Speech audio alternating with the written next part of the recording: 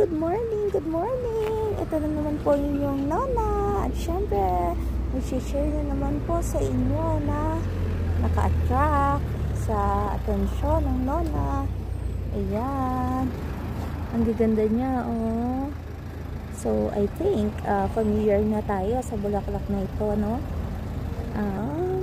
Ewan ko, tingnan natin kung ano sasabihin ni Haring Google kapag tinignan natin. So, syempre, bago ko ito i-post ay alam ko na. So, for now, ganito na lang muna. Ano, diba? Ang ganda-ganda niya. Oh. Yan, oh. Ang ganda-ganda niya yung tingnan. Diba? Kaya naman ano na ay sabihin na natin baliw na baliw kapag spring.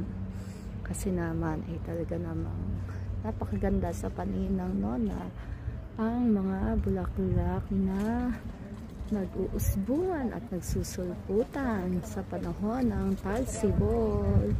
So yun lang po, share ko lang po at muli po ay ang aking pasasalamat sa walang hanggang suporta na inyong binibigay at asahan nyo din po na gagawin din po ng Nona ang the best para makapag-support back sa inyo.